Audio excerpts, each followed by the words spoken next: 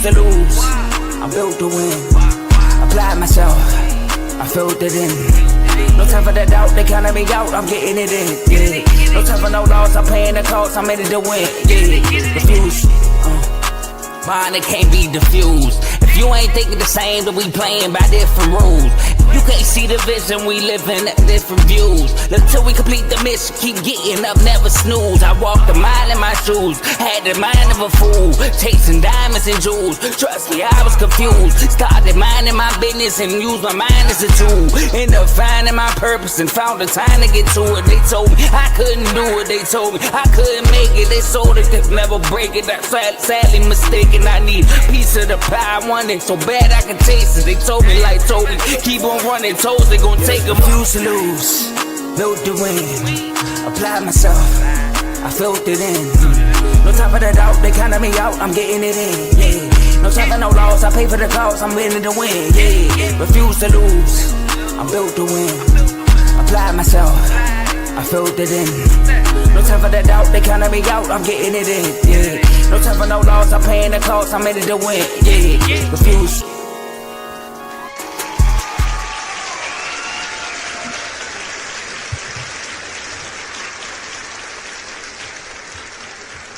Welcome to Refuse to Lose Sports. My name is Joe Jordan. We have a great episode for y'all today. I hope y'all enjoyed y'all weekend. Watching a lot of football. Divisional round was crazy. This whole playoffs, man, it's been a lot of close games. We had 2 overtime games in the over the weekend, which is awesome. We had some great defensive plays. We had an NBA All-Star, Western All-Star announcements, East and West. We got to talk about that, talk about the Natty. You got CTC here. There's a lot to talk about today on this Sports Tuesday. But I got 2 of my bros with me. Davey Dollars is not here right now. But I got Mr. You Done Son, co-host of In the Red Corner, Cowboy fan. He's sitting on the couch just like me. And we got CTC, MSU fan. He's watching the Natty. His team is sitting on the couch too. And he's a Ravens fan. As you can see, we all on the couch. We just chilling. All right. But he's here. He had a big game to watch last night, and he went live yesterday too. So, and In the Red Corner went live, right? Also recently. So make sure y'all check it out too. How y'all fellas doing, man? I got you, Carl. I got you. See, Joe forgot what happened over the weekend because he talking about the couch. You got the FJA co-presidents on the show. So if you really were going to introduce us, you could have been like, the leaders of the Josh Allen We Told You So movement are here. Like, you could have said that. I've been seeing a lot of people, but Josh Allen didn't have this, but Josh Allen didn't have that. We told y'all. That's what you could have said. So that's how I'm feeling. How True. you, Carl? 3 years of hard work, man. It's finally coming to light. Well, hold on, Joe. Hold on, Tomo. I got you. Because that's real crazy. I paid Texas for the hit, and they proceeded to, get the job done. But now my team get a shot when y'all was projected to make the playoffs and didn't make it. Don't forget, you was on the couch too, brother.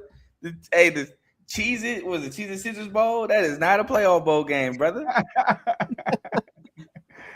Yeah, man. But all my teams not doing good. But Texas look nice. How they ended though. Oh, y'all look nice in the portal too. But don't be taking shots at my team. Hey, you right though. Y'all right. We got the president and we got the co-president, I should say, of FJA. If you don't know, you're gonna find out because wait for that bill segment. But we got a great show for y'all. Before we get into these topics, because we got a lot of guests coming through, y'all. A lot of guests coming through. Make sure first we are streaming this on 4 different platforms: Twitch, Facebook, X, and YouTube. So whatever platform you're watching this on, make sure you like the video. Whatever you're doing, hit that like button right now. Subscribe and follow to all of our social media platforms. You can follow us everywhere, almost everywhere, at Refuse to Lose Sports, but on X and Twitch at R2L Sports. And share this episode with somebody, anybody, so they could come on and watch this show live with you, because you can be involved in the show by being in the comment section. We can see all the comments y'all put out throughout the show, and we can, get rid of some of these people out the comments for good, if y'all want to. But appreciate y'all for tuning in. All right. One Way MJC. Appreciate you for subbing. All right. And last but not least, enjoy the rest of the show. Tomo, floor is yours. Hey, I had Had to filter the comments for a second, Joe. I was like, what's going on here? But before we get to that, Joe, I know it's a sad day for our brother, man. You know, you make it to the Natty, but still, Michael Irvin was somewhere telling the crowd Turn me up. And then, Carl, I would ask you, see if you would have let me hit the transfer portal, then I could have went to the U, and I would have been on the flip side of this conversation. But maybe the U would have won. But I'm still stuck at UMD. So speaking of that, we're gonna go with this. Deal was signed. I see. And we just gotta let you know, speaking of all this college jargon, this segment is brought to you by CTC. Check out CTC. Make sure you subscribe to CTC. The link is at the bottom. I would use, actually, you know what? I don't have to promote it because the host of CTC is right here. Carl, tell them why they need to hit that notification bell after they subscribe. Man, hey, man, appreciate the segue, fellas.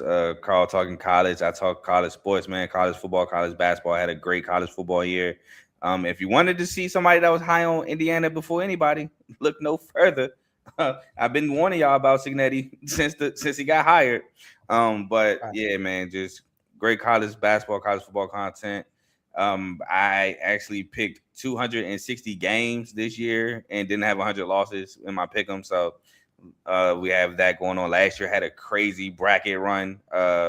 Started off 16-0, had a perfect bracket through the first day and a half. I think I only had like one loss through like the first round in last year's tournament. So, and the NIT, I had a crazy run in NIT, picking a whole bunch of upsets, things like that. So if you want to just listen to a college show, talk sports, and I'm not talking about just the names. I'm not talking about just the big brands. I'm talking mid-major in college basketball. I'm talking group of five in college football. I cover it all. So make sure you subscribe to CTC. Let's get it. And just like that, right after Carl was telling you all that, if you were not watching the game last night, you definitely wanted to tune into this one because Indiana have been putting up some high numbers on some people. But the U also been making a statement as well as they went on this run to the Natty. But Indiana had something to say right after Mendoza said, I'm going to just take the ball and win it. 27-21, college football playoffs is done. Miami has never seen a championship in Miami. I'm talking about the Dolphins, that is, in their stadium in a long time. But to see another team come down there and win it, Carl, tell the people your recap on this game, man. So first of all, this was a great game. It really was. Second, I would like to say that even though Indiana won, I did see some un-Indiana-like characteristics in this ball game. That 2nd-1 false start was very un-Indiana-like. Elijah Surratt drop on 3rd and 3, wide open to move the chains is very un-Indiana-like. And lastly, the pass, roughing the passer on that last drive to Carson Beck was very un-Indiana-like. But very good game. We had a nice back and forth after the punt block by Mikhail Kamara, who actually won defensive MVP of the bowl game. Mendoza, 4th and 5. He actually came out and said that wasn't a quarterback draw. Like it was, but it was a quarterback draw with a passing option. And he had to read the defense. He said half the field was in man, half the field was in zone. He gonna bet on himself, and he won. He scored a touchdown. So that was a great play there. That was a Heisman moment. Like this is why I deserve the Heisman moment for sure. But Carson Beck, man, with the money on the line, like he did against Louisville and SMU, threw a pick. So it was, like I said, I can't state this enough how great of a game it was. But this is what I want to talk about. The turnaround that Signetti done is I don't think people understand how crazy it is. Indiana, as we currently talk, as a school, is 515 wins, 719 losses, and 46 ties. They have been terrible as a university when it comes to football, to the point where Signetti can do what he did this year, go 16-0, and they'll still be under 500 by 100 games. He can win 6 straight 16-0 natties, and they will still be under 100 games. They'll be 100 games under 500, excuse me. And yeah, Charlie Becker came up with big plays, absolutely huge plays by Charlie Becker. But yeah, man, the coaching job that he's done so far has been nothing short of incredible. And I will say I'm not surprised. A lot of people are. A lot of people called him arrogant. And this is what I don't like, real quick. Signetti came out when he first was introduced to Indiana and says, I win. Google me. And a lot of people did not like that. Who are you? Mm-hmm. Why is he so arrogant? You don't have the cachet to talk like that. Now they're flipping it like, yeah, he was right. Da da da. Y'all didn't like that at first. Y'all couldn't wait to call him fraudulent when he lost to Notre Dame in that playoff game. And y'all definitely called him fraudulent when they lost to Ohio State. Not y'all, not my co-host, but y'all in the major media. They definitely called him arrogant, fraudulent when they got blown out by the Ohio State in last year's regular season game. But one more other stat that Cignetti has done at Indiana. While being 27-2 at Indiana, he has only lost to teams that played for the national championship. He lost to Notre Dame, who played for the Natty against Ohio State that year, which beat Indiana. Other than that, he has no losses. If you have not played for a national championship game, you have not beat Cignetti at Indiana, which is also very crazy. And another thing, at JMU, the only reason why he didn't win the Sun Belt at 11-1 is because he was not eligible to play for the Sun Belt due to them moving from the FCS level to the FBS level. That's the only reason why he doesn't have a Sun Belt championship at JMU. So he is, and Joe can attest to this. I said this before. I even said this before this season. He's the best coach in college football. And I think this cemented that. So shout out to Indiana for a great win and this is their first ever national championship. They broke a lot of records. This first ever national championship, first ever Big Ten championship. They only won 3 bowl games before winning 3 bowl games this year. So they matched the total amount of bowl games they won this year. So just breaking records. So shout out to them. And they're the second team to go 16-0 in the FBS level ever. Take it away, Joe. Yeah, so it was. I talked to Carl before the game. I said, I think Indiana gonna blow them out. And I told him, I said, I think Indiana. I said 2 things gonna happen. It's gonna be ugly from the get go, or Indiana's gonna be dominating, but the score not gonna say it, and then they're gonna just pull away at the end. But I gotta give Miami some props, man. They defense came to play, and some things that Ace said on Carl's show, CTC, he said that Mendoza, he hasn't really seen him do a lot off script. Everything is on script. Everything is on timing, and he was right in this particular game. Mendoza did nothing off script. And to be honest with y'all, I know it's one game, but you want to see these guys who are highly ranked tested. And I said in the chat, this is my first time seeing them in this situation. And everything that they accomplished, I'm actually more down on Mendoza and more up on Mike Shanahan after this game. And it shows you that Mike Shanahan, the game, how he caused the game and how they have success with this offense based on timing is tremendous. So I give him a lot of props with that. Also, Mark Fletcher and Malachi Tony, they came to play. I mean, the stars had to ball out, and they did. And this is the first time I've seen Indiana get ran, like literally, like we talking about the last couple of drives, they were just moving the ball with ease. And I feel like Indiana was tired. It was one point, I think, did they call timeout? I think they called timeout, or somehow timeouts on offense. Okay. Well, but what killed Miami were penalties. That one scoring drive, they had that big penalty on 3rd down. That was big. But Indiana, although they didn't look normal, they still won the game, which tells you how well coached and how good this team is. So shout out to Kev. Kev said it in the chat that in college, coaching really matters. And Cignetti is a perfect example on how coaching really matters. So shout out to Cignetti. They will make a movie out of this. And hopefully, Carl, some of your segments will be in the movie. So I'm looking forward to watching it. I will say this, though, real quick, Joe. They had a worse situation than the Miami game against Penn State. Against Penn State, they did not lead the entirety of the ball game until the last second touchdown by Omar Cooper Jr. Fernando Mendoza actually threw a pick late in that ball game as well and came back and got the needed drive for a touchdown to win the ball game. Yeah, I gotta watch that. So I'm gonna be real quick because basically you guys covered everything that happened with this game. Outside of Joe, your prediction, right?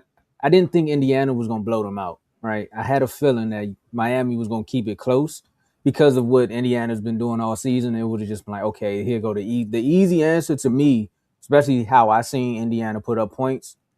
me being a Merlin fan, knowing how many points they can put up so fast. But I was like, Miami is gonna put up a bigger fight than the other U that I represent. Carl, don't say anything. But that last drive, when it was just like when you see Miami fight back and it was a 3-point game, and then the next thing you know, Mendoza did what he did as far as running the ball in. I was like, it's not over. Like I still something in me say Carson Beck is gonna make the right play, and it's either gonna go into overtime or. And I didn't want to. I stopped myself before I said the or. Next thing you know, the ball went in the air, and I was like, "See, that was the or, the pick."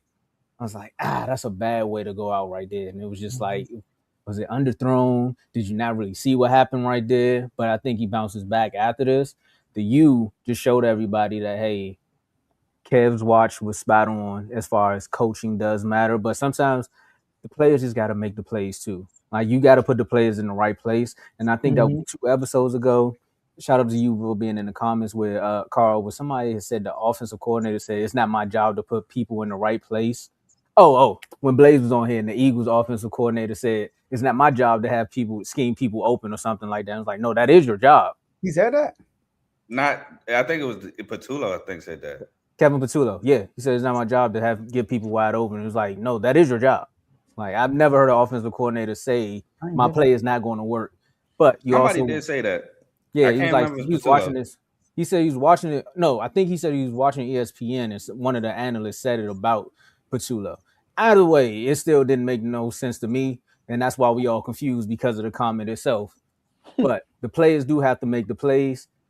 And Dave, I'm sorry, bro. It was a good fight. It was a good run, but it just ended. It didn't end the way you wanted it to. But I didn't think it was a better fight than the 49ers. Oh God, yeah, his week. I didn't even think about that. His weekend was terrible. 49ers lost like they was the Cowboys. 49ers. Hey, real quick, because I almost said a comment I'll say for backstage, but real quick, I would like to say I don't know what Carson Beck was thinking on that last pick. It was a cover 2, no threat in the flat whatsoever. So the corner's going to carry a vert, and he threw it anyway. Was that like second down? Yeah, 2nd and 10. Yep. No, it was first down. It was first down. First? They just got a first down. Indiana just used their last time out. Yeah, it was first down. Oh yeah, Cincinnati called a timeout. Yeah. It was first down. Yeah, that play gonna hunt him for a while. And, but this one Cincinnati had emotions too. That's the first time I seen him like. Absolutely, and as he should. Yeah. But I wanted to ask before we move on. I just wanted to ask Carl this question though. You know, being in the Big Ten all year, I can't bring up the meme that you put in the college football chat, but I think that's friendly. It is tobacco. My bad. I had to think about it. Yeah. It was a smoke show. How do you feel? One, I mean, you called it, but how do you actually feel about Indiana? Winning? I love it. No, being in the Big Ten. Oh, yeah. I mean, unfortunately, I did say I was mad. I showed y'all the tweet that I was pissed he went to Indiana because I wanted him to come to Michigan State. But I'm not that mad, to be honest, because if it's any school that deserves it, it is Indiana. And, I mean, we don't play them every year no more, thank God. So, so it is what it is. So I'm not too mad. But the other 2 Big Ten schools that won it, I wasn't happy for them. But I was happy for Indiana. Okay. I just understand. And I'm glad he didn't go there either because the Chipotle Bowl would have been done. So with that being said, let's carry on to the next topic we got here. And this next topic, Joe, is brought to you by Zero Sports Talk, hosted by Griffey. Zero Sports Talk is where you're going to check the link below, subscribe, is where you're going to get all sports talk. And if you can see the logo there, you're going to get a little bit of basketball, you can get a little bit of football, you can get a little bit of soccer, you're going to get a little bit of baseball. But just know it's going to come with an LA type of dynamic, you know. It's going to come with a West Coast feel. So just vibe out, click the link, and enjoy Zero Sports Talk. But make sure you stick around for this next topic because what we have to talk about is the Inglorious Staffords. If you know the movie, you can flip that and go another way because if you're a Bears fan, that's exactly how you feel about this guy right now because so much effort was put into this game by Caleb Williams. Yet again, so much effort was put into Ben Johnson's handshake going into this game.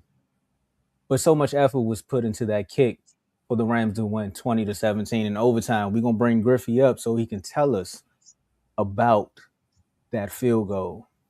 Griffey, welcome. Hey, what's happening, guys? It was there. Yeah, so big win. LA pulled it off. And you know what I hate? I hate when people like say we're favorites or something and then they expect us to blow a team out. And if we don't, it's a disappointment. Like, it's the playoffs, man. Like, why do favorites have to blow somebody out for it to be like justified? So I'm just happy. I don't care if it's 3 points. I don't care if it's 50. As long as we win. Yeah, 2 nail biters back to back. Mm-hmm. I definitely feel you on that. I mean, it's survive in advance. Yeah, it's like we win, and then everyone's like, "Oh well, they're supposed to win." Da, da, da, da. I'm like, "No, you guys were talking about the weather all week, like, what the heck are you talking about?" But shout out, Carl. Like the game came down exactly how you said last game with McVay. We got a touchdown. We saw what was working, and then we completely went away from it. Completely disappeared. I watch a lot And of I was Rams like, games, bruh. My brother's a Rams fan. yep. I was on X and I was on my Facebook sports group. And you know, we're right when everybody else is saying the same thing we were. They're like, why did they go away from the run? Why are they not running? Why? And specifically, like, running is fine, but running with Kyron was the main factor. He kept going to Blake Corum for some reason, and then it looked like the run wasn't working because Corum couldn't find a hole anywhere. And I'm like, what?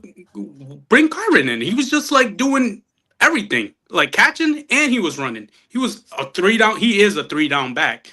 You gave him the contract extension, and for this season, you used Blake Corum specifically to keep him healthy for the playoffs. Sean McVay, it's the playoffs. What are you doing? And so I don't know if he heard all of us collectively saying the same thing, but once he got Kyron back in the groove of the game and he kept going to him more, that's when we scored like the last 10 points that we scored. Quick question. Okay, Joe is gonna like this one because Joe called me and we was talking about that game, and I was like, look, there's a lot of teams that I've been rooting against in this playoff run, and there's a lot of teams that's been shutting me up in this playoff run, and the Bears was one of them. And I never thought it would take an ex-commander for me to be like, thank you for ending this. And when Cam Curl extended to get that pick, what was your emotion at that moment?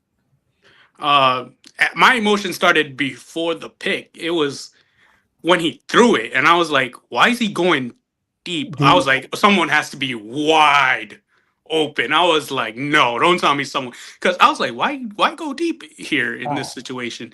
And he let that thing go. And I know Caleb. Like I said, I'm a USC fan. I know Caleb. I'm like, it's either really good or really horrible. No in between. No in between.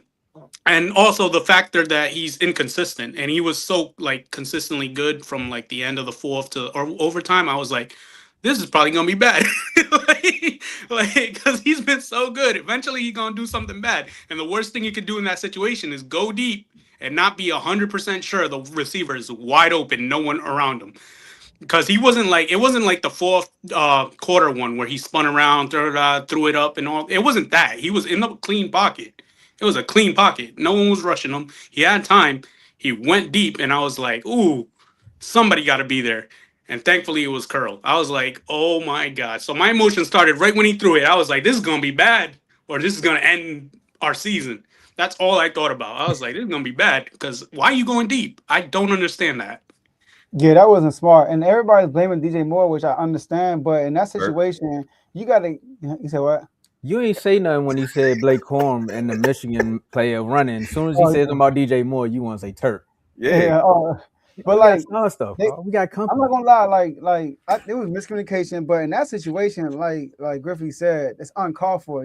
I think they were already in field goal range. No, they weren't in field goal range yet. They were like not they yet. were close to midfield. Okay. They just needed like one first down, like 12 yards. They needed 12 yards. he had just got that first down running the ball, and he was all fake. Like, he looked at the screen, looked straight. I'm like, oh, they about to win this game. And he threw that, and like you said, all the time. I think he was just sitting in the pocket, and he was like, he just threw. I'm like, interception.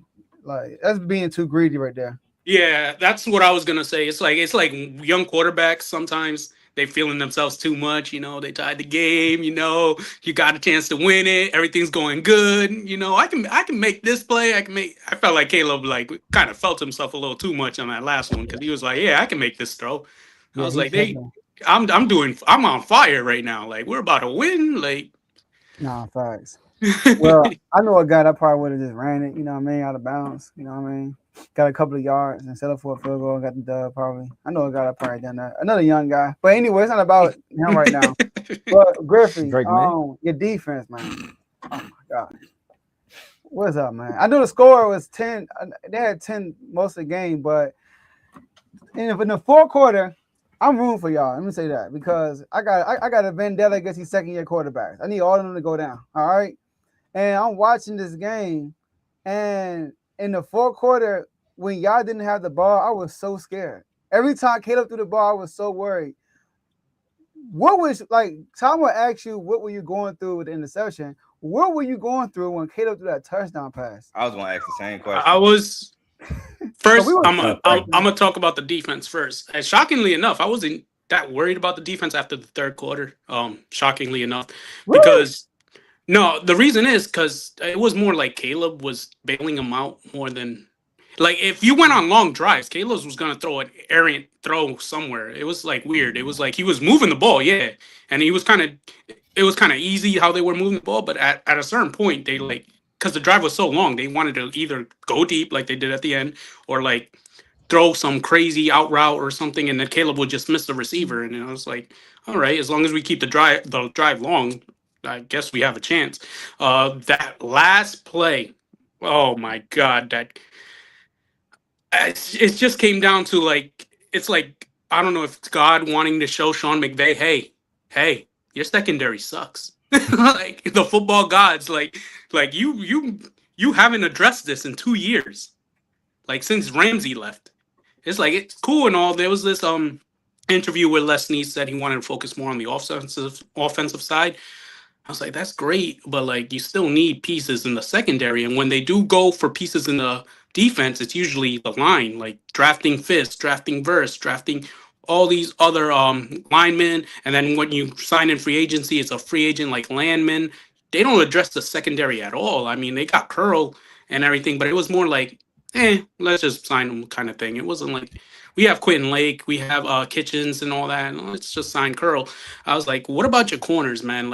They haven't addressed that. They think it's all fine and good as long as they play soft coverage, bend don't break defense, and let's focus completely on the offensive side. It was like God telling them, hey, by the way, your secondary sucks, and they can't get a stop on a Hail Mary. That is insane. And what was the call too? Because how do you not have a safety helping Durant on that side? I was so confused with that. I was so confused with I don't know what the actual I guess it was cover 3. I don't know. Maybe you guys can help me with that. With one person on that side, but a man coverage, cover 2 shell would have worked perfectly, and there was only literally one guy on that side. So when I saw that, while the ball was still in the air, I was like, no way, this is a jump ball. And he caught it. And it's I just how do you let that be one-on-one coverage? I don't understand. And it wasn't it was like a scramble play. Y'all got pressure ASAP. He just made that happen. And he had to get rid of that ball ASAP. I think it was a cover 1 robbery. Also then either with Sean McVay. And I get it. What was he wasn't aggressive. It's third and 10. And it's 2:06 left in the clock. The clock is going to stop regardless because you had the 2-minute warning. Throw the ball. If anything, you have a veteran quarterback, tell him just go down. Or something like that, just go down. That's why I said Carl was right, because it's the inconsistent play calling. When you need to run the ball, you don't, which he didn't. And when you didn't need to pass the ball, he didn't. It's I believe the whole play calling thing was him having so much confidence in Stafford and then like Adams and Puka, and the tight ends are balling out this year. So I feel like he has so much confidence in that side that the run game he just like completely forgets about because he's like, oh, they're gonna make something happen in the pass game anyways. And then when he realizes he's wrong, which he decided in the press conference, he did a horrible job. It's like when he realizes he's wrong, he tries to flip the script, and then completely forgets about like the other side that he was using all game. So I don't know. Maybe I feel like it's not that McVay's like dumb or anything. Obviously, he's one of the smartest coaches in the game. I think he's overthinking it, and I think this is the same thing that got Kyle Shanahan in trouble during like the Super Bowl run with the Niners and stuff. It's like he's a smart coach, but he overthinks way too much, and when you overthink, you end up making mistakes. And it's like I feel like that's what these genius coaches do. They're so smart. They're kind of like these young quarterbacks. They feel themselves too much, and they're like, I can get away with anything, man. I'm that guy. Like, you know, it's like sometimes you gotta slow down, take a breath, see what's going on. And by the way, on that last last play, y'all had 1, 2, 3, 4. I can't see the coverage because it was kind of a scramble play. 1, 2, 3, 4, 5 in the end zone. But the thing is, he threw it to the corner of the end zone. That's tough. You know what I mean? So that might have been just an all okay. So yeah, it was probably cover 4. Yeah, and he just got beat. Nah, I think it's probably a man blitz. He just probably sent 6. Oh yeah, man blitz. Yeah, true. Oh man, but having Kobe Durant out there on a man blitz, that's tough. I mean, he almost had the hat trick. I want to ask you this. I know we talking about the touchdown. How did you feel on that 3rd and short? I think it was like 3rd and 1. There you go. And nobody's over the center, and y'all run a fake dive, fullback dive, and toss it to Blake Corum. Corum, not even Kyron, man. That's all that's literally what I thought. It's like, okay, you're gonna do that to Corum? Like, I'm not trying to hate on Corum. I love Corum. Like, don't get me wrong. I'm here for it. Don't get me wrong.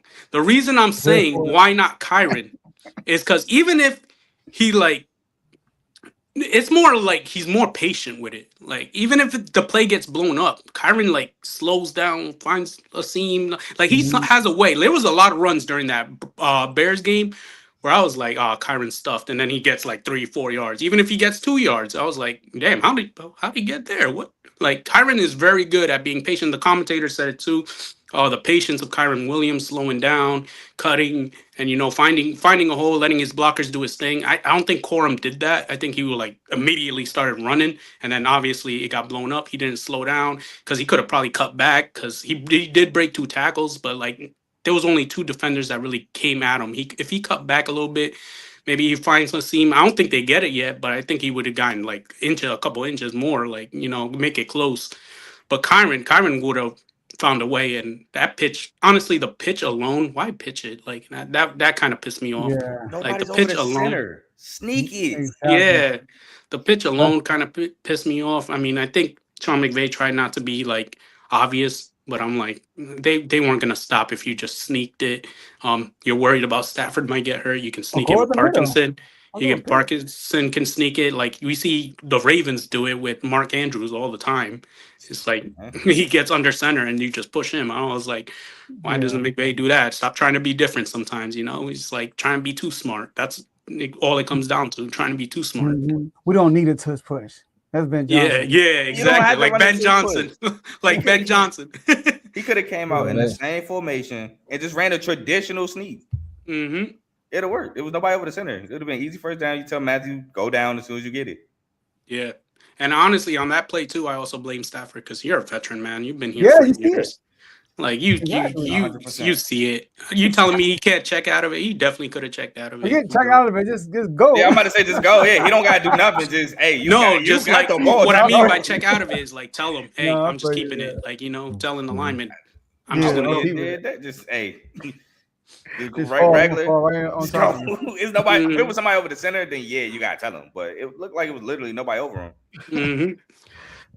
But like I said, they have so much trust in each other. I think when McVay does call a play, Stafford's like, yeah, okay. I seen Stafford change plays because McVay's plays are long as hell, and he's like, "I'm not doing all that."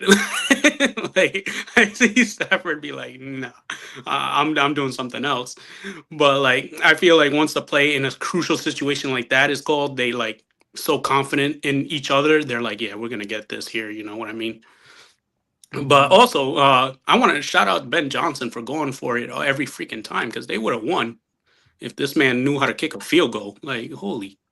That They, old Detroit mantra right there. yeah, man. I Always was kicking. that first drive, man. I was so thankful they were going for it at fourth. I was like, if you guys don't stop it, yeah, we'll probably lose because this is the easiest fourth down to stop. It was like fourth and what, like 5 or 4, something like that. It wasn't like 4th and 1. It wasn't like 4th and inches. You talking about the last drive? No, the first drive. First drive. They keep calling the cardiac bears. The first drive, y'all caught a pick on the first drive, right? Yeah, because he went for it on fourth Yeah. down, and it was like 4th down 5, and I'm like, thank you, I guess. I was like, I knew he was aggressive, but I was like, this is a little too much, especially with the weather. I'm like, you think this game's gonna be like a blowout or something? Why you go for it on the first drive of the game? I was like, thank you. And it was like, if he honestly didn't go for it like 3 out of the 4 times that he did, they would have had like 9 extra points, because he went for it a lot in his own side of the field. I feel them, man. I know another team that went for a lot on fourth down in playoffs, and they were successful in it. But we keep it moving. I know we got other, Jordan kid and swat beat the other day. Look, and just like the refs this weekend, Joe's just Cade. been making crazy calls. No, I'm just reminding people. He's saying facts. That's what Cade would say too. Exactly. I don't know what's going on. See, that's that other side of the NFC East. Griffey, tell the folks where they can find you, man. Well, like you said before I came on, Zero Sports Talk coming real soon. Me and Joe's gonna help me out with that. I'm talk about all sports. I'm break down things that by season. Obviously, any breaking news, I will announce and go through. But other than that, I appreciate you guys for having me on. Let's get it, sir. Appreciate you good luck coming with the on. Seahawks.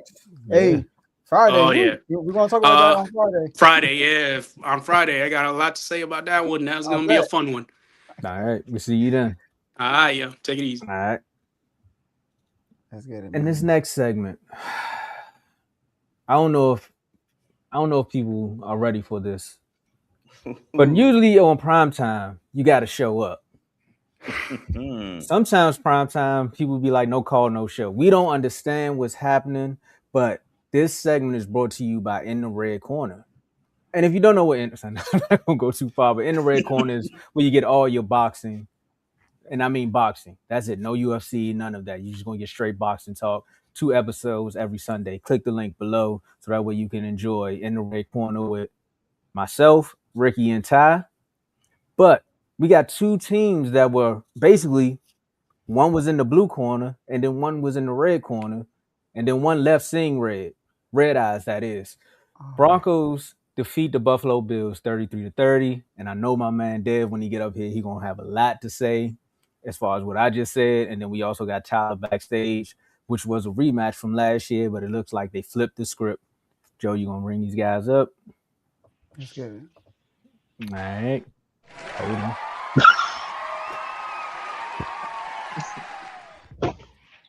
What's up, fellas? What's up, y'all? What's going on? Take all the girl. Ain't nothing much. What's up, Yeah. Dad? What's up? I My know boy what we changed doing. sports real quick. NFC I'm out West, in the baby. baseball season. That's the wrong sport to go to right now for them. And y'all see us in the back. Wizard. There you go. There you go. It's There you depression go. on the hat. Big Depression Alex in the Shaw, back. 30 points. Check us out. I mean, we don't have to talk about the game if y'all want to. We talk about the win or the national. Make it move. Hey, we're trying to get Zion.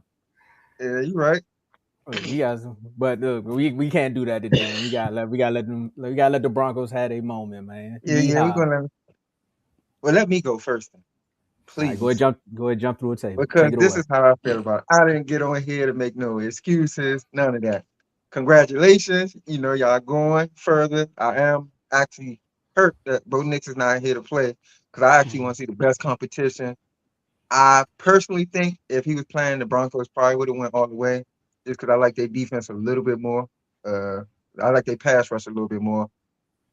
Outside of that, for us, ain't no excuses. I know everybody been saying, oh, but Josh this, Josh that, Josh don't have no talent. I'm not about to sit here and tell y'all that it was Josh Allen's fault that we lost. That ain't what I'm about to do. To be honest, I'm gonna break it down on some key points that I thought was the contributing factor. We was up 7-3. Josh Allen just ran the ball for 26 yards on a quarterback run. Uh-huh. We going down the score again. It would have made it 14-3.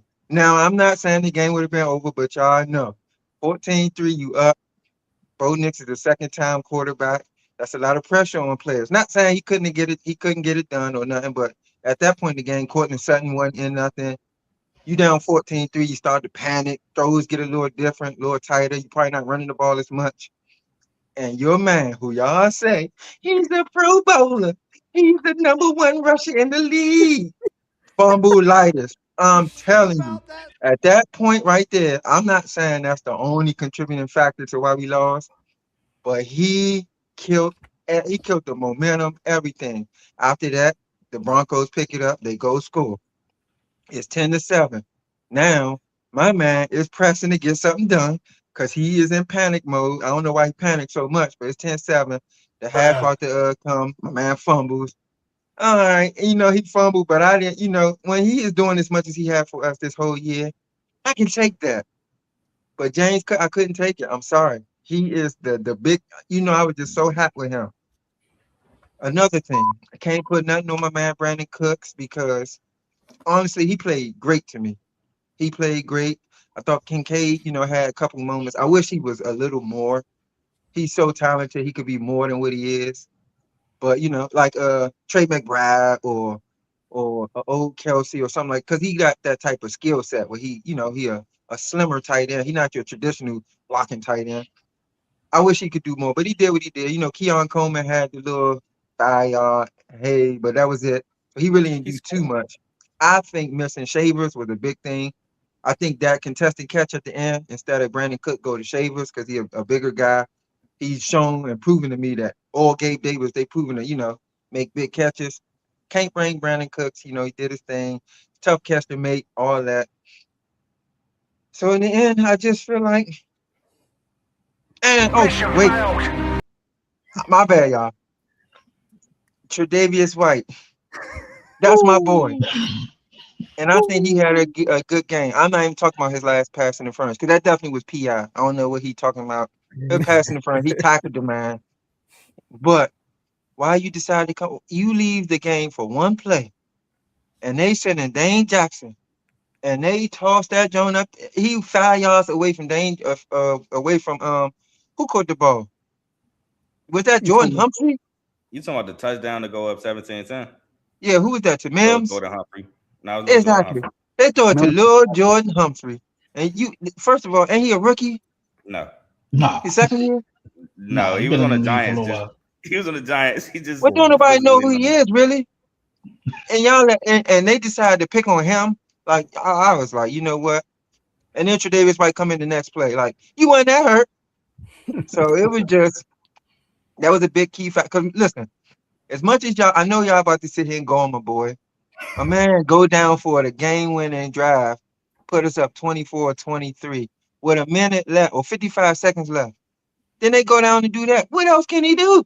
I mean, goodness, what else do you want from him? That's just like with the Chiefs game. So go ahead. Talk about my boy. Want from me? Yeah, all right. Take it away, Tyler. Dan Orlovsky would be proud of Dev right now. Go ahead, Tyler. Hey, man. Let's not get started with that guy.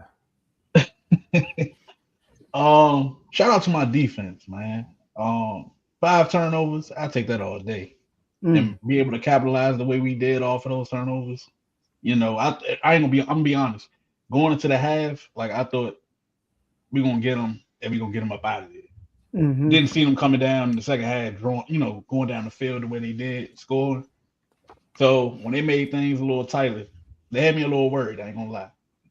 But once I saw, how we played in overtime, like I was confident how we were moving down the field. So and the PI, everybody can say about the PI was a ticky tack call, But at the same time, it was roughing the passer. And we can go back and look at the safety, what should have been a safety, and call the game right there. Man got held. It was a few holding calls they missed. The field goal But to it tie is the what game. it is. It Exactly. was a hold on the play Both previous. sides. Exactly. So, you know. Both sides. But other than that, man, I'm happy with the outcome. You know what I mean? You know, of course, I'm not happy with, you know, Bo getting hurt. And Joe, I thought you was playing with me when you said that in the chat when you announced it. I'm like, man, Oh, yeah, that's I ain't crazy. hear nothing Yeah. about that. So you had me go on Twitter and everything looking for it, and I saw it. I said, oh man, like this is real. So with Steady playing quarterback going into this week, I feel confident that, you know, He got a nickname? Okay, we on the same page. Bruh, I'm like, huh? it's blame the Bruh. Patriots, bro, because they tried to call him Jared Studham when he was about to start. everybody messed up his name, and I feel like they doing that on purpose, Nah, man. Like, wait till Steady, after man? we see what he do to give him a nickname. Hey, We Steady, gotta wait. man. I Yeah, got a Steady nickname going for him, in. but I ain't gonna like it. So Steady. man. Jared Studham. It's a little too soon to be having a nickname. Yeah, like that's that. too Go ahead, much. take it away, man. Take it away. Steady. Steady, man. Steady. Before I go ahead, right? Oh, go ahead, Joe. No, go ahead, Tyler. Go ahead. Do your thing. Oh, no, I'm just saying I feel confident going into this game. I think people not giving them, you know, as much confidence, you know, as they think. They think it's gonna be a, you know, cakewalk. I don't think that's gonna be the case. So we'll see how it plays out. You got a Patriots fan backstage. That's why I started laughing. I'm gonna let FJA go last. But first of all, Tyler, it was a pleasure meeting you, my brother, over the weekend. Same here, I man. want to say that. Yeah, man, I had Josh Allen winning this game, Devin, but you know, the greats come with great responsibility. You know, so he had 4 turnovers, and y'all went to overtime. And I was thinking, like, if he never had a dumb fumble before the half, y'all probably would have won. That's 3 points right there. You know what I mean? That was crazy. And not just that, he missed a throw in regulation to win the game. That right there killed me. I was like, dang, he missed that. Because I like seeing greatness be great. And there was a Josh Allen opportunity to be great. And he missed out. And he cried because he was the reason why they lost, in my opinion. Like, he's the reason. I can't blame James Cook. I can't blame the defense gave out 5 turnovers. The defense held it down after the offense gave 5 turnovers. You know, like, so, I mean, that's only the Eagles could do that. I mean, I'm just saying, only the Eagles do that unless you do another turnover. Shout out to Jalen Hurts. But the Broncos, well deserved. I thought Bo Nix started off really good. I mean, I'm watching this game. I'm like, dang, we in the chat. I'm like, woo, Bo Nix. He the only one out looking. Everybody I felt like looked nervous on y'all team, Tyler, except for Bo Nix. People was dropping passes. Y'all had a lot of drop passes. A lot of them. Y'all had a fumble, but the Bills are offsides. But you know, a lot of stuff was happening. Y'all dropped the touchdown. I'm like, dang, Bo Nix the only one that's showing up today. And then But that's something we've been dealing with the whole season. But the drops and stuff. Yeah. Yeah, I mean, because y'all don't really got no premier receivers over there for real. Cortland Sutton is like, what? Send him over here. I mean, y'all too. Y'all too. Any of them. Shit. But my Well, somebody get the beeps ready.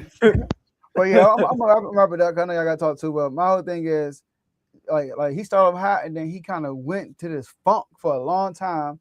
And then when overtime came, he got his groove back. But when y'all got the ball first, I was like, dang, it's over. The Bills gonna win. And they were driving. And then that interception to Brandon Cooks, that was on Josh Allen and me too. He underthrew Cooks, and Cooks had to make an incredible catch. If he would have threw it out there, he got the speed. That's probably a touchdown, at least a catch, and a field goal to win the game.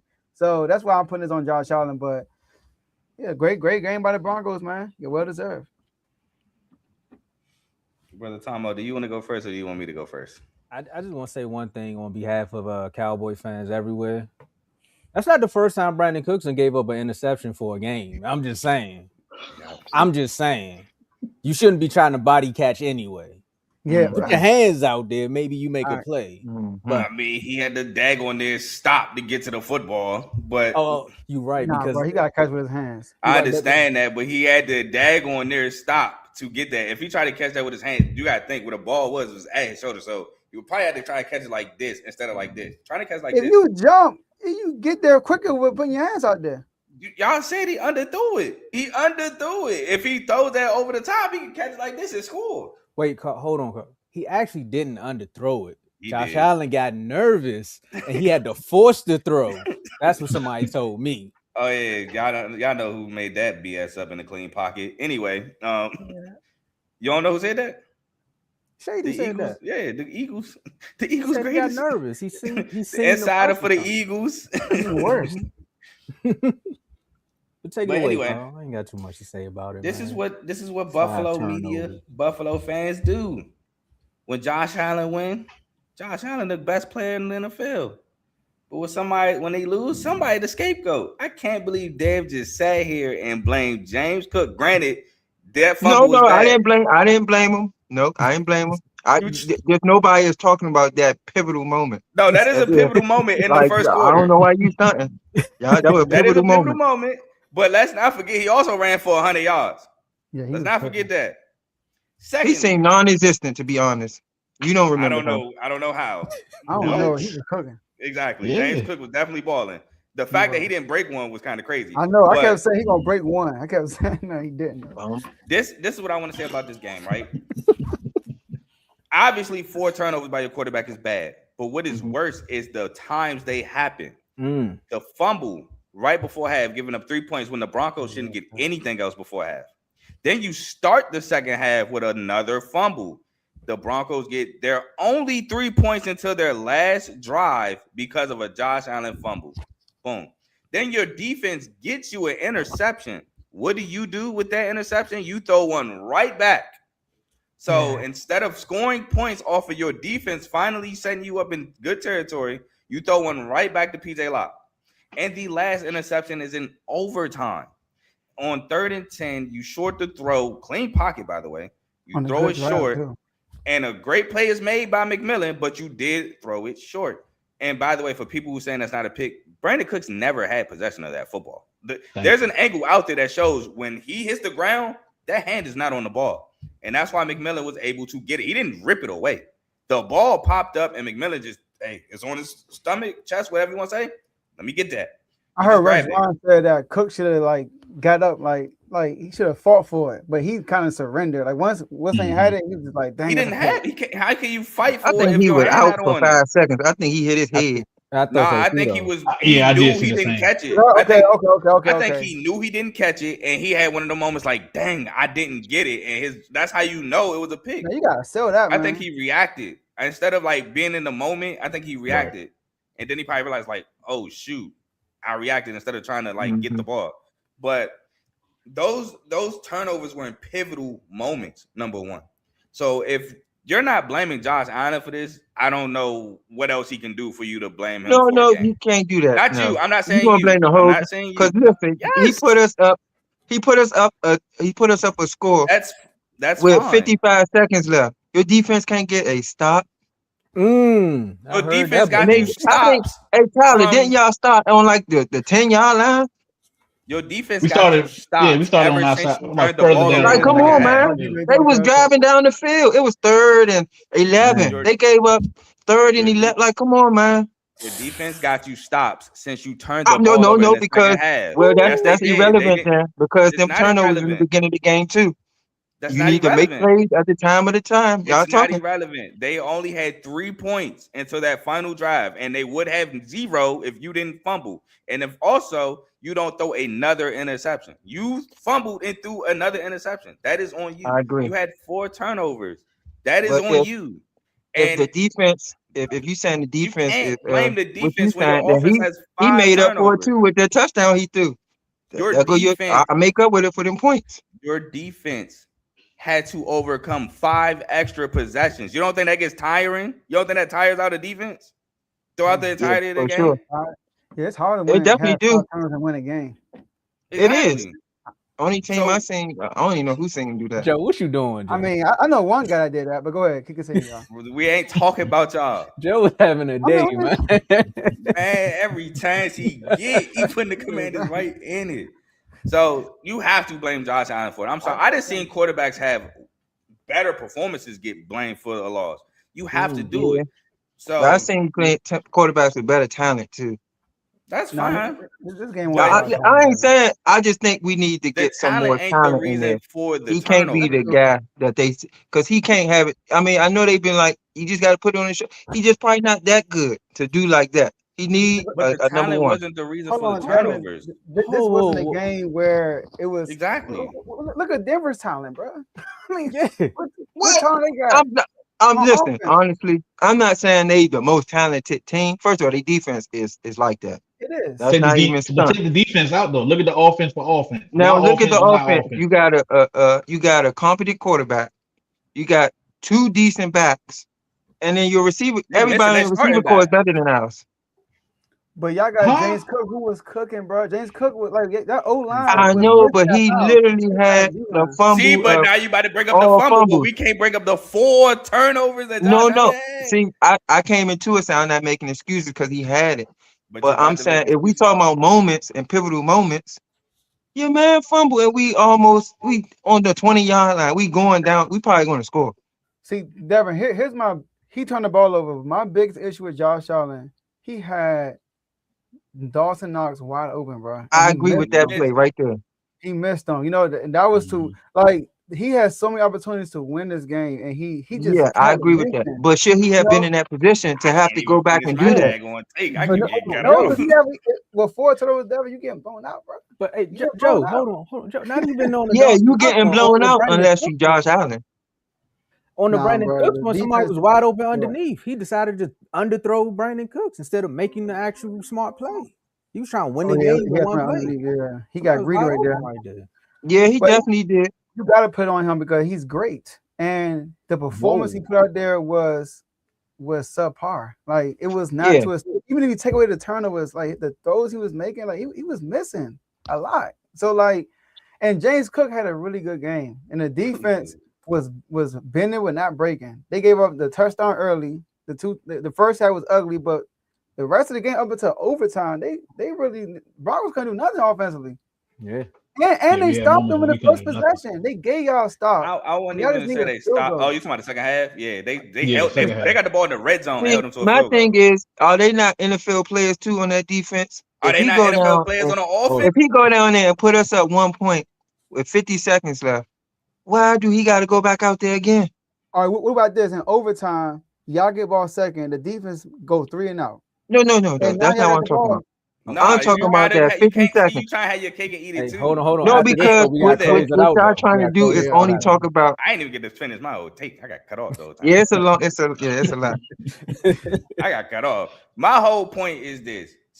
You're actually feeding into my point. You keep saying that everybody else got to do something, but we came into this game giving y'all a chance because of the main guy being Josh Allen, and he didn't get it done. He turned the ball over 4 times.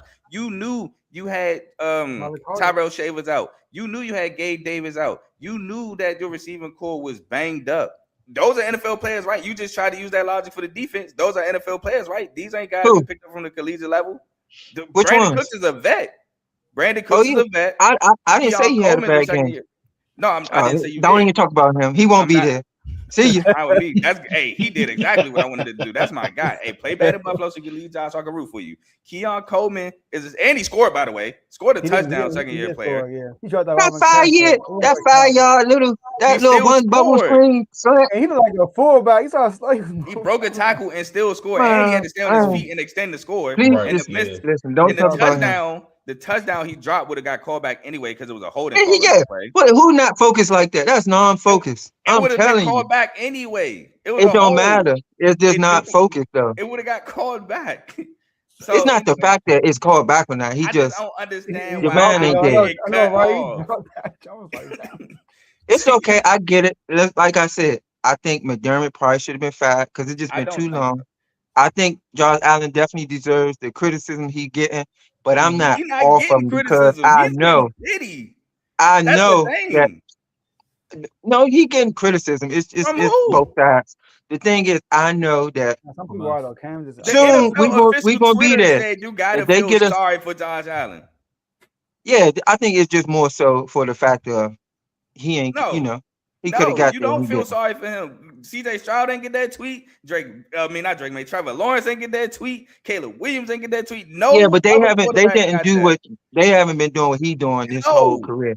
Matter of Because fact, you know what it is. Y'all matter try to of say he's fact, supposed to do what he's supposed to do because y'all know our talent is not what it's. It's not like these other no, teams, we which say is okay. that. We say that because he's the reason why anybody believed that y'all should have won. Exactly. The fact that you And say he that lets me didn't know. show up You to know what we ain't got much. supposed to be.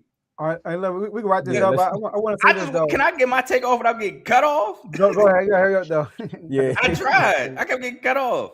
My whole point, which I'm forgetting most of it now because I kept getting cut off. My whole Say it point is again. this.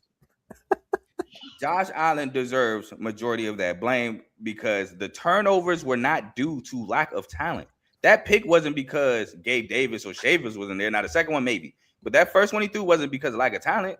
The first one was because the defense made a great play, one, but two, he shouldn't have threw that ball probably. The fumble was not due to lack of talent. The defense for the Broncos, the second one, made a play. The first one, he running out there like the ball's a loaf of bread. Tuck the rock. What are you doing? That's on him. And I just think it's funny that Sean McDermott said he was standing up for Buffalo. One, get your feet off the couch. Two, they didn't stand up for him. Now he's fired. I couldn't even get. I had more to say, but we got to move on. I do want to say this. People do be feeling sorry for the Bills. So I live here in New England, right? In Rhode Island. And there's Pats fans everywhere. And they better don't not. hate the Bills. What? They don't, That's bro. Like I meet all of them and they be feeling bad for the Bills because of the 4 straight Super Bowls. Like they always say they got loyal fans, they need a Super Bowl. But when you mention the Jets, they kill the Jets, bro. They hate the Jets. The Jets sorry too, though. The Jets is like worse than the Bills. So the people be feeling sorry for the Bills a lot.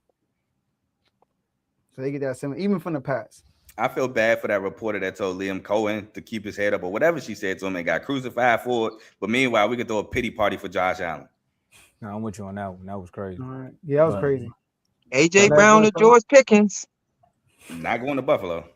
Come on down. Hey, I can see AJ Brown. Woo. I can see AJ Brown. I don't know I can see about AJ the Brown. other Didn't one. even handle Diggs. Y'all think he wants AJ Brown? Y'all not remember what happened with Diggs? He ran Him Diggs and Diggs out. totally two different. I But don't let's think get he off ran of it. Diggs out. Man, that Yeah. relationship, Diggs ran that himself relationship out, was bro. severed. Yeah, that was You just sure? something different. Was it They- Josh Allen? All right, we're No, gonna but talk about not what to me. Diggs at now. Y'all okay? Y'all give All AJ right, Brown. all right, last words, y'all. Last Boy. words. Yeah. That's my last words, you know. But my last words is honestly, I definitely I am a Buffalo fan and Josh Allen's my boy, but now y'all know I started with my boy Sam Darnold. So that's what we doing. Ho! I saw your name. You gonna move on to mid? Did he just make the noise? Hey, I've been a go ahead. Seahawk. Been a Seahawk since Sean Alexander. Oh, Yo, Josh Allen's a mid. they beat us too in the playoffs thing. All right, Tyler. Sean Alexander was a real MVP. He was 30, he like 29 touchdowns. I remember that. Carl, we gotta go, Carl. We gotta go. He brought up Sean Alexander, not me. We gotta I'm just go. saying, he brought up a real MVP. Oh, Nah, dang. man. I just thought he Last I mean, words from I ain't me. even getting into that. Go ahead, Tyler. My man definitely is a better quarterback than your boy. I love Oh, Lamar. no, hey, let's take But this he to the definitely chat. a better You know quarterback. what I'm saying? Hey, Look, man. We gotta take it to the chat, y'all. Look, man. Go ahead, Tyler. Oh man, somebody said we don't deserve to be in the championship. That's crazy. Okay. But anyway, we here now. So final words, man. We just gotta get it done, dog. Like Patriot fans, don't take this game lightly. That's all I'm gonna say. Those are my last words. Don't take this game lightly. All right, Bart Scott. Can't wait. Can't Can't wait. Listen, I ain't got nothing else to say. Can't wait. Got That's nothing. it. All right. I can't wait. Will you be back Friday? Can they lose? I'll let you know about Thursday. I'll let you know about Thursday. This what we can But I do. should be good though. I should be good. I'm gonna try to get Bibby too. Even if it's not the show time, we gotta get a time before y'all play. That y'all 4 can be on. Bet. Yeah, we can make that happen. All right, fellas, man. Appreciate y'all, man. All right, y'all. All right. All right, appreciate That's y'all. my last time. Dang. All right. To the end. Yo, and that's why that segment was brought to you by In the Red Corner, because that turned into a fight for real. My takeoff. That was crazy. Facts. Man, Teddy, That bro, was it was fun. for those. Look, we gotta set a rule for backstage. You gotta cut your camera off, bro, because Teddy had me dying laughing with his reactions, bro. Like, well, we gonna roll right to it, man. Look, man, Stroud showers bring May flowers. Because Ooh. Drake May is on the run right now. He's on a tear. He got the city going crazy. He got Teddy. Wake up, man. We see you, man. Wake up, because New England, well, that's technically what we can say to CJ Stroud. You need to wake up, because on offense, you just kept giving the ball away, only to score 16 points to the Patriots 28. This segment here is brought to you by BWT. Make sure you click the link below and tap into BWT. Make sure you subscribe, because I guarantee that when he comes up here, this segment is going to be a home run. So we're going to bring up Teddy. We're going to bring up Tony. And I don't even know what they're going to say at this point, because this is mind-boggling. Going on, fellas? BWT What's had up, an folks? episode that they also tune in. Yeah, he started earlier than his time. Carl running down on everybody, man. I was looking at it, was like 11:30. I said, what? Teddy live? What up, Fellas, fellas? AFC Championship. Woo. Take it away, man. This is y'all moment. What did you think about that game? Go ahead, Tony. I'm still sleeping, just studying film for Sunday. Okay. Nice. Yo, you're on the couch, bro. Relax. Just get some Okay. snacks. Relax over there. Hey, good, man. But nah, man. Film. You going first? I'm glad, man. I'm glad we're back. We're back. It's a 5-year nap. Hey, Tony, it's a 5-year nap. We try to tell him. Oh, look at him over there. Your quarterback sucks. I know a quarterback who has 0 turnovers in his first 2 games. I'm just saying. Dude, Hey. Hey, did you send CJ a gift? Make sure you send him a thank you card. That's the only reason why No, you I use next didn't. time. No, I didn't. Sorry, Tony. I'm sorry, Tony. Go ahead. Tony froze? Tony might be froze. Nice CJ offense. I feel bad for the Texans defense, man. I don't know what happened to CJ Stroud. No, please let me go real quick. What do you mean? What happened? Tony, you This there? ain't new. I mean, he had the good year, and then it was just He beat the Browns, and in that game they had 2 defensive touchdowns. They did though. And the Ravens, the next round, they didn't even score a touchdown offensively. They got a punt return. And that was But he it. didn't look as bad though, Carl. That's against us in the playoffs. Not this, bro. Not this year, bad, but he looked bad. He didn't look good. This year, bro, he got 10 turnovers, bro. Yes. That's crazy. While Tony loads, I was waiting to get on this. I know a lot of people are flabbergasted by CJ Stroud. Did we not see the Steelers game? He had 3 turnovers against the Steelers, and they was in a dogfight. It's only because the Steelers offense is not good why that game was close. Then we go back to last year. They won a playoff game. You know why? Because Justin Herbert threw 4 picks. But he played good though. He had 1 touchdown that entire game. Nah, bro, you gotta watch the game. No, I did watch the game. The first I don't quarter, he remember was bad. And remember, he flipped the switch in the Man, second CJ quarter. did He not played play good. that good to me in that game, bro. He did not play good enough to warrant what happened to CJ in the playoffs. But he didn't. All right, look, the first quarter of that game, CJ was bad. He threw a pick and Herbert said, I got one better for you. I threw a pick. But then that drive before the half, CJ was pretty good from there on. He really was. Herbert was bad. But this year, even the Steelers game, he had moments when he was good. This Patriots game, bro, he was bad. He was awful. Yeah, I actually went back and watched it. He was awful. But the Patriots got a good defense too, though. He was awful. But Thank you, Joe. Y'all do though. Y'all got one of the best. And I was gonna say 2 of those picks, the Patriots made plays. The Carlton Davis one, that was a great play where he jumped it, and the one where he had to got hit, triple tapped it. That's the no. Who jumped it? Who's the one that jumped it? Did Carlton Davis have 3? I thought all 3 of them were 2. Patriots. Nah, he Carlton hit one Davis of them. Carlton Davis in stride, like nowhere. He had 4 interceptions. Dang. Yeah, he had 4, right? Yeah, 4 4 picks. And a fumble, right? No, did he fumble? No, Woody Marks fumbled. Yeah, CJ threw 4 picks. One Oh. pick, he didn't. He just should have just ate that play and lived to fight another down. He got hit and just threw that joint up like 500. Marcus Jones take it to the crib. Carlton Davis made a play on one of them joints, I think, where he jumped it going to a tight end. Then he hit Carlton Davis in stride on one play, and then one play Carlton Davis made another play where he double tapped it and he had to end up having to make a toe tap catch for a pick. Which, by the way, I brought up Carlton Davis on Friday. I told y'all he's not the number one, but he was the number one in Tampa, and he was a dog at Tampa. Man, had a great game. Last year, right? Yeah, he was at Tampa last year. But Mm-mm. CJ Stroud to me is not a playoff guy. Like, he played us. Like I said, didn't even put up a touchdown. He beat the Browns. Their defense put up 2 defensive touchdowns. Played the Steelers. The defense put up 2 defensive touchdowns. Played the Chargers. Justin Herbert threw 4 picks. I mean, just don't mess this game up, CJ. Herbert's giving it to you. And then you have this game. So CJ had 2 good playoff games, and then that was it.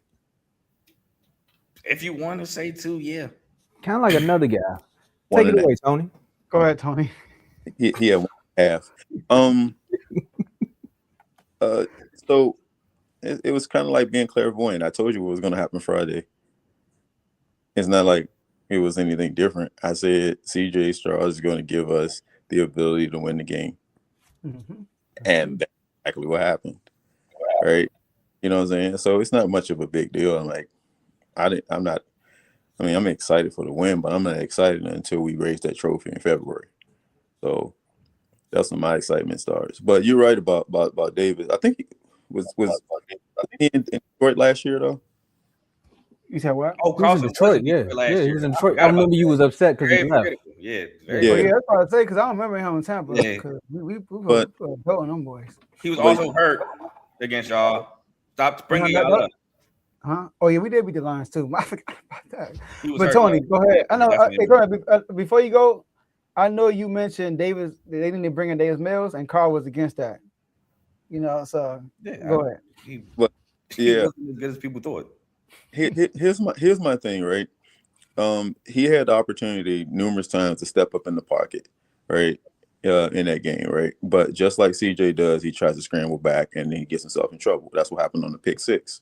Like it's what he does. He doesn't step up in the pocket like he used to. Like he was doing it for a year, and Davis Mills would do it.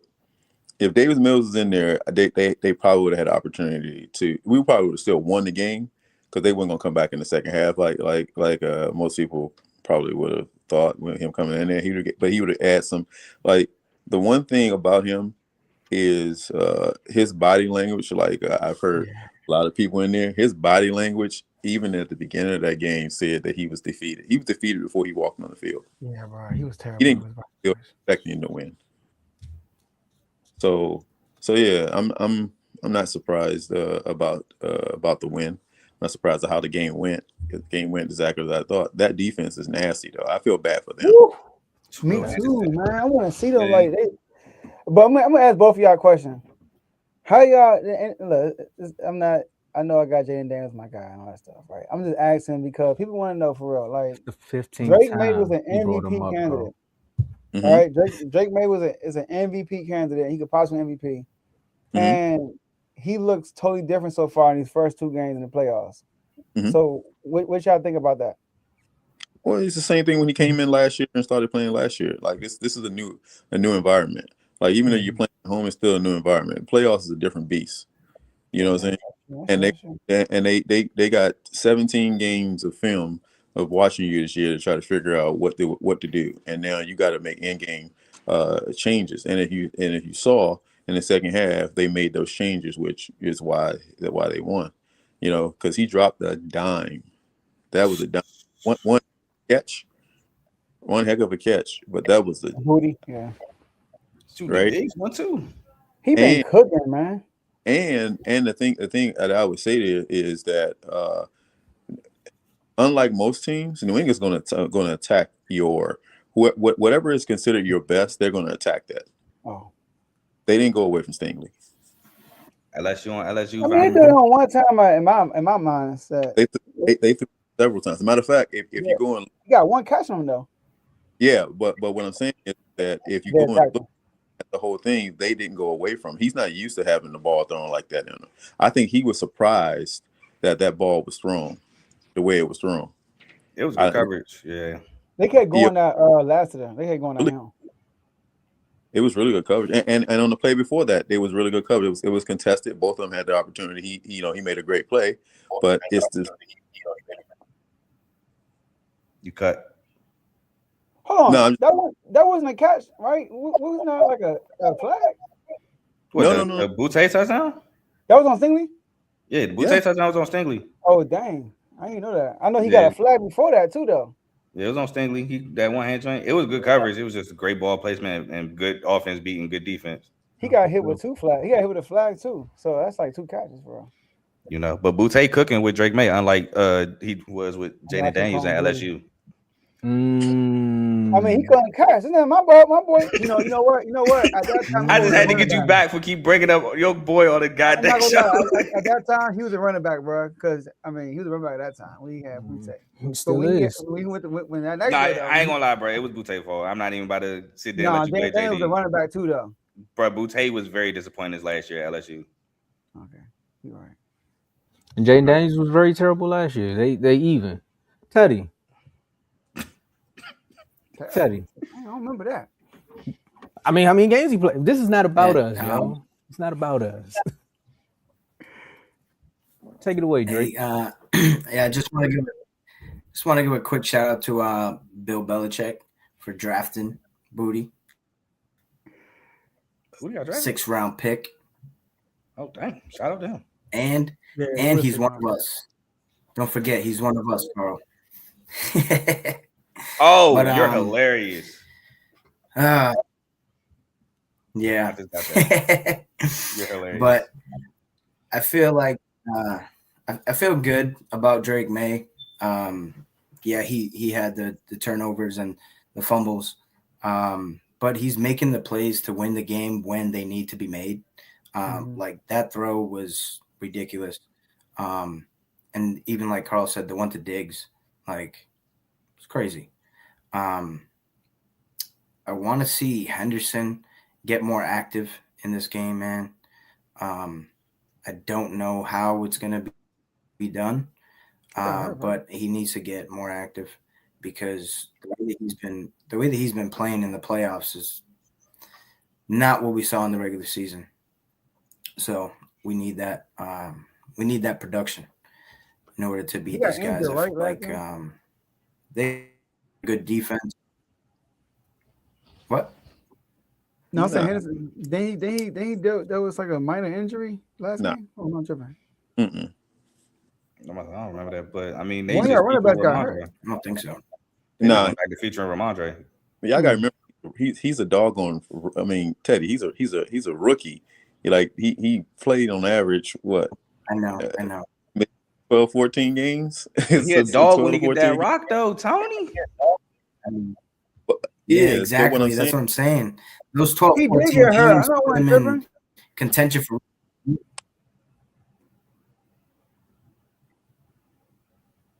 Somebody's lagging. Joe said he did get hurt though. Okay. Joe? Yeah, he got injured. He got injured. You talking about in the game that just happened or previous game? He got hurt. Yeah. He ended up coming back in the game though. I know he would end up being questionable. I don't know if he came back in the game, to be honest with you. Yeah, he came back. Oh, he did? Okay. Because he went on that drive where they kept feeding Ramondre. When they kept feeding Ramondre, when Ramondre came out, he came in and ran to the left because they were running Ramondre almost exclusively to the right. Mm-hmm.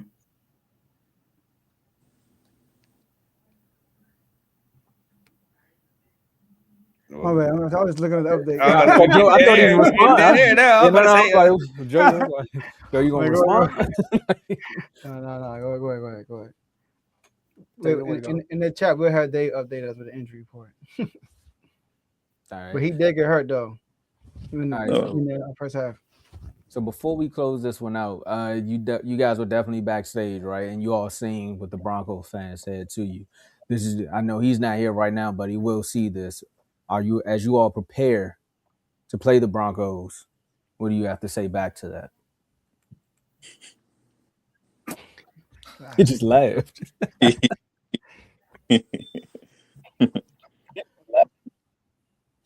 Yes, that's it. There's a lag somewhere.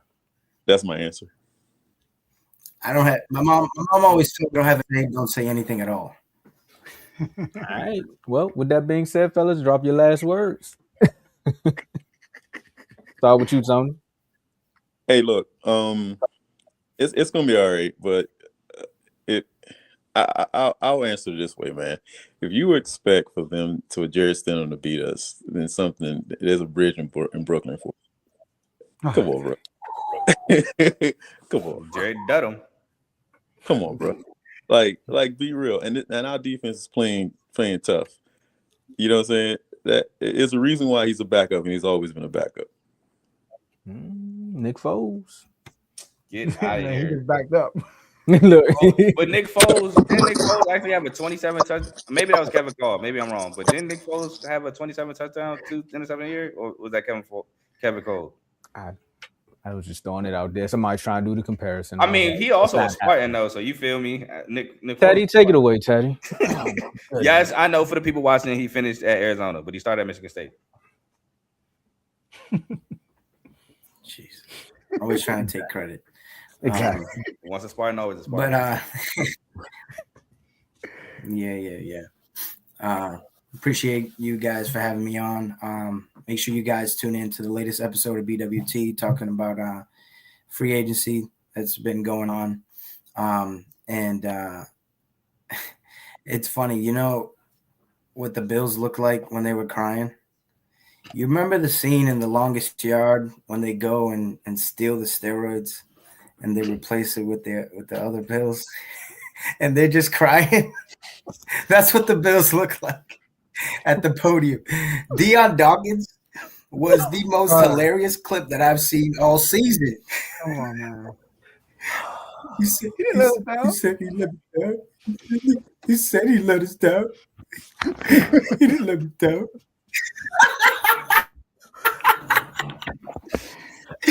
Oh man. And there's somebody somewhere saying we shouldn't laugh at that, but to this day, I want to bring up T.O. I'm So laughing. no, I'm Man, laughing. I'm laughing too. Bro, he made it worse. He did. He made it worse. Then Brandon Cooks crying. I'm like, what you crying for? You been selling playoff? Never mind. Yeah. Bro, chill out. BW. He's still concussed. But yeah, always a pleasure coming on, man. Go Pats. And also shout out to Carlos Beltran and Andrew Jones for making the Baseball Hall of Fame. Class of 2026. They'll be inducted with Jeff Kent as well in July. So shout out to the class of 2026. And Puerto Rico, baby, let's go!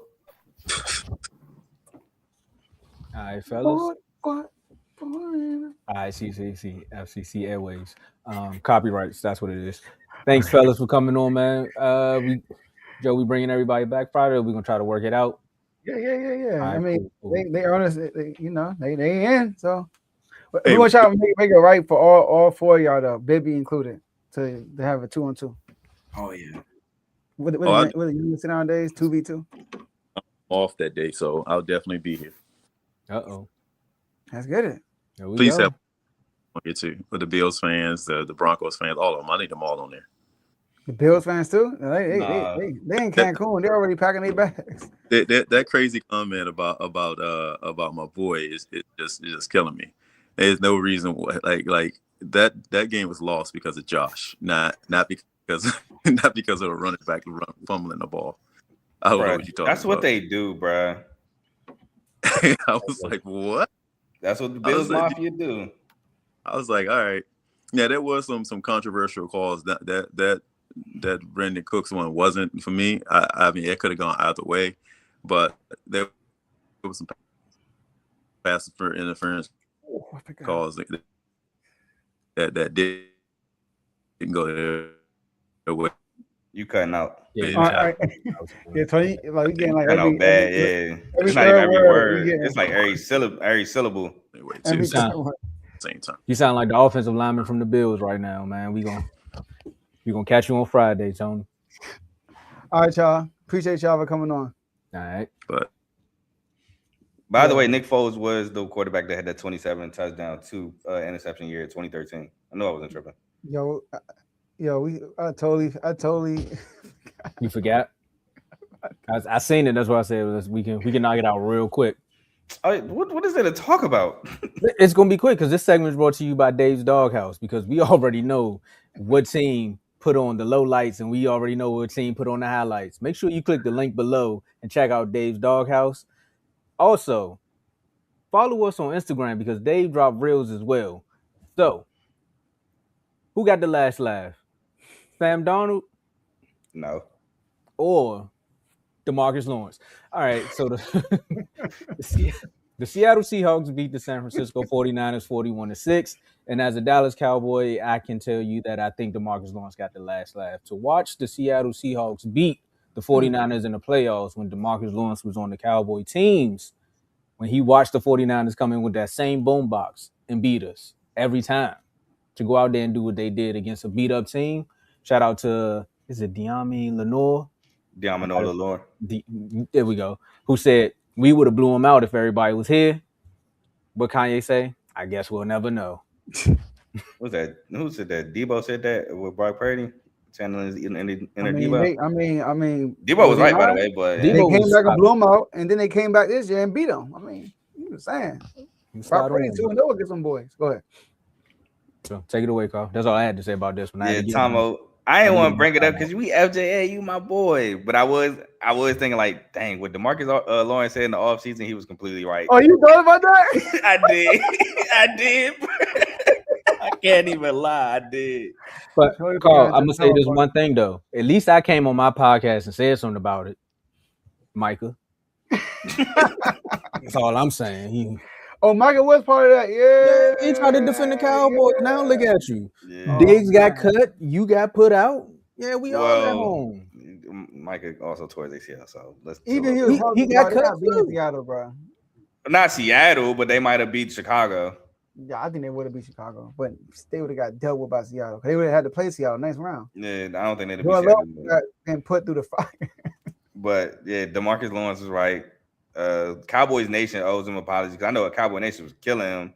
Mm-hmm. But yeah, see, you my boy, so I wasn't going to throw you under that bus. But yeah, this game went exactly like I said. They were going to win this game, and Sam Darnold, healthy or not, was not going to matter, and he didn't matter. You know why? Because Spartans will. Shout out K9, 100 yards and a hat trick, 3 touchdowns, and shout out K9 for telling Brady go green. Yeah. So gotta shout out my boy K9, Michigan State alum. Michigan know about him. Counted up 5 touchdowns. Anyway, Rashid Shaheed. Joe talked about it on the show. We all talked about it in the group chat. Super underrated trade pickup. He has been nothing but wonders for Seattle, and they don't even use him to me like they need to use him. Like if they use him as a receiver like the Saints did as a deep threat, he would go even crazier. But he set the tone. Yeah. He set the tone. Set the tone with the kick return. The kicker, he's wild for doing what he tried to do. Like I think he even tried to line that up. Get your nose in there. This is football. Unfortunately for you, not every kickoff is gonna be peaches and cream. Sometimes you have to get your nose dirty. And the kicker wild.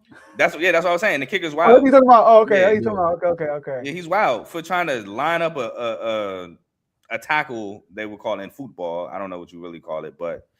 Line that up, that's crazy. Get your nose dirty. If you get ran over, you get ran over. But I've seen plenty of kickers, even if they get ran over, they just at least try to push him out of bounds. And I feel like he could have attempted to do so. But yeah, he set the tone, and the 49ers from there, they just couldn't get it done. Settled for 2 field goals. They have gone 8 quarters now without scoring a touchdown against the Seattle defense, which is a crazy accomplishment for the Seattle Seahawks defense. But shout out to them. Played exceptionally well in front of the 12s, and now they earned themselves another home game against the Rams. And now Sam Darnold still might not matter in this game because Sam Darnold has 6 picks against the Rams. And both of them games, the Rams won because the Seahawks missed a field goal, and 2 won because they got a 2-point conversion. But even Sam Darnold had 4 picks in the first one and could have still won it, and 2 picks in the second one and actually won it. It's crazy. The first one, though. But again, that goes to for all you guys that think, oh, this quarterback got this many wins in the playoffs, or the wins is a quarterback stat. No, it's not. Hurts. The truth hurts. Yo. But I'm gonna be real quick, Tomo. Blowout. I mean, I was wrong. And you know what's funny, Carl? I made it as a reel, but I was wrong. As I was making the reel and listening to it, I'm like, dang, this don't even make sense. I said that the senior team the third time benefits a better coach. No, senior team the third time benefits a better team. All right. The first time benefits the coach because it's an unseen hand. You know what I mean? Like you can get all your coaching stuff off. But after the second time, they normally know what you're going to do, and it's a better team that's going to win, especially the third time. So, and it showed. It literally showed like the first game they won, the second game they won by 10, then the third game they blew them out. So, 49ers, it was a good run. Robert Saleh now with the Titans. I actually like that move. To be honest with you, he has a quarterback. He gonna get that defense right. I know the Ravens fans are upset, but Kyle Shanahan, bravo to you for this coaching job. They even lost C-Mac in that game, which is crazy. So clap up for him. I believe he's probably he is the best play caller in the NFL. Yeah, I even called Joe and apologized. I think I said on the show I was gonna McVay. I called Joe yesterday, I think, and said, "Bro, I apologize, bro. McVay be pissing me off. It's not McVay, it's Shanahan." Oh, one more thing before we get out of here. I know we gotta get out of here, but I should have shared it in the group. I think I saved it, but did y'all not see? There's a guy that made a reel that says, Sam Darnold is playing the same way that Jalen Hurts would have played in the Super Bowl. I mean, in his playoff run. I saw that. But but you don't see no Seahawk fans saying he top 5. I did if see you that. flip the jerseys, everyone's saying that he's top 5. I just had to throw that out there. That was hilarious. I did see that. But it's about Josh Allen right now, not Jalen Hurts. Josh Allen, you're done, son. Get these last words. Yeah, man. My last words. Well, first, I'm gonna get a quick shout out to these shows real quick. Make sure y'all tune in to RBO. Real Ballers Only is a basketball show. He put out content also. It's my brother Vaughn that runs it. Hey, Vaughn, we still waiting for your answer about Drake May. That's all I gotta say. I'm waiting for you to say, because you say it's better than my boy. I said, wait till the playoffs. I want to hear what you gotta say. I'm still waiting on something too. Huh? I'm still waiting on something too. I'm waiting on to explain that graphic that shows CJ Stroud having 3 playoff wins in 3 seasons while Lamar has 3 and 8. Like, what does that mean? Carl, hold on to that. I'm about to get some explanation. But also FFC, shout out to Fantasy Football with Coach Coombs. I think he has an episode coming out tomorrow morning, so make sure you guys stay tuned for that. He's making content too. Y'all gotta watch his last reel with the Patriots. He said we. He used the word we. We are going all the way. We are going to the Super Bowl. We. You're a Pats fan, right? I mean, no, he said he's a fan. He's no fan of nobody. He said he's the all 32 fan.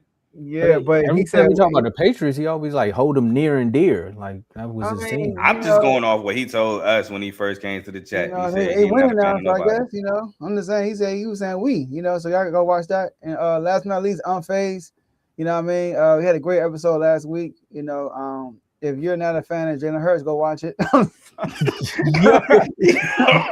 right. Hey, but talk about boy AJ. We got an episode coming up for y'all this week. Make sure y'all tune into that on Face. But my last word. Oh, Tomo, real quick, the Superstar members. Oh, shout out to our Superstar members. I was looking at the prices. I was like, "What? I don't got all the tiers. How you just gonna say that?" Shout out to all our Superstar members. Shout out to Chavo. Shout out to Dimitri. Shout out to Big O, BWT Teddy, Decorius, FFC Coach Coombs, Chris, Giovanni, Darnell, RBO Vaughn, Taniqua, Dave, myself, and Joe. And you want to get everybody know that the stuff changed, inflation?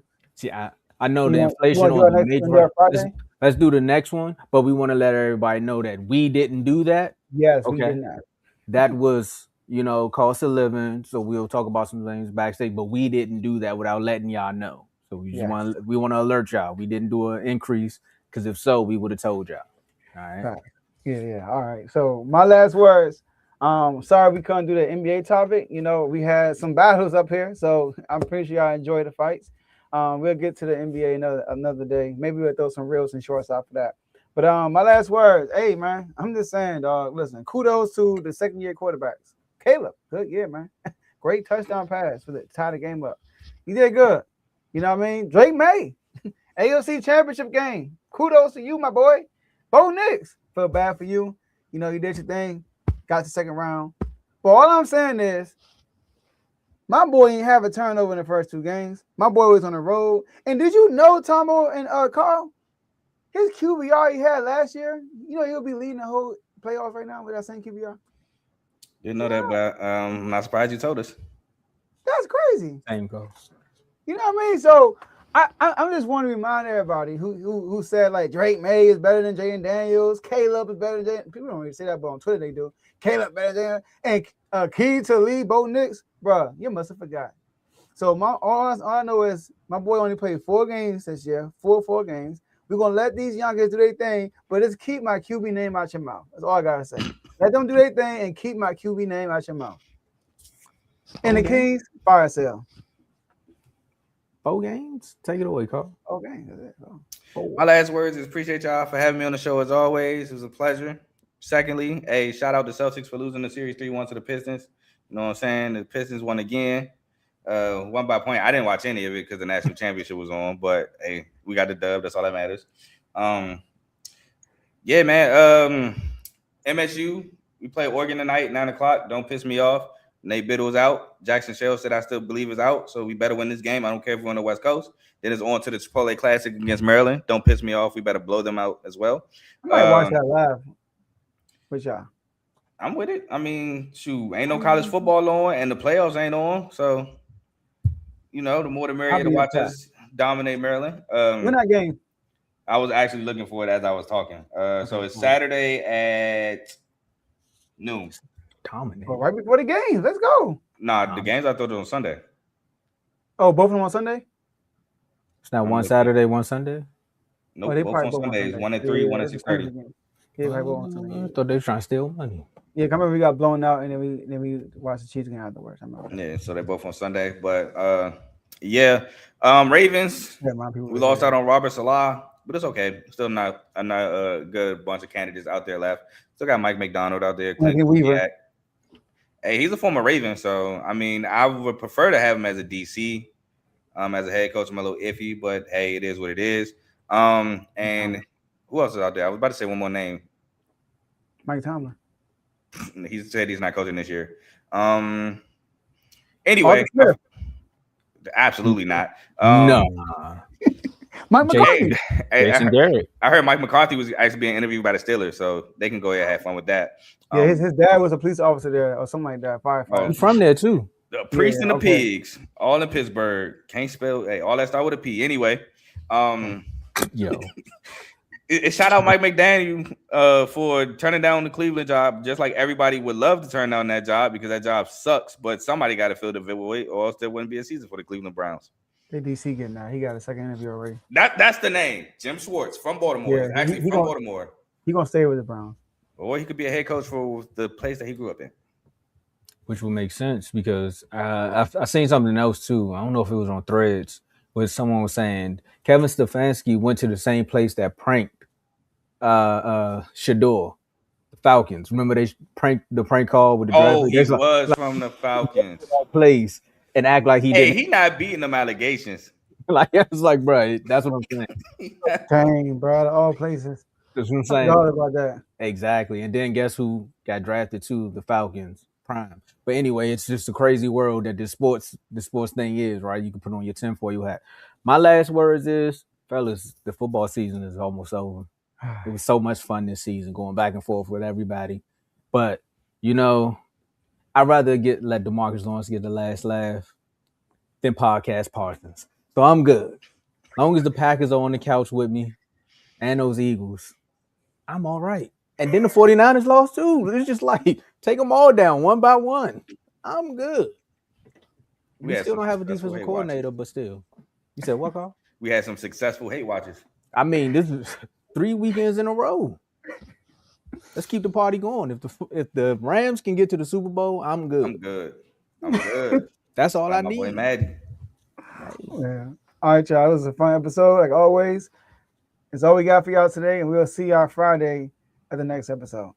Peace.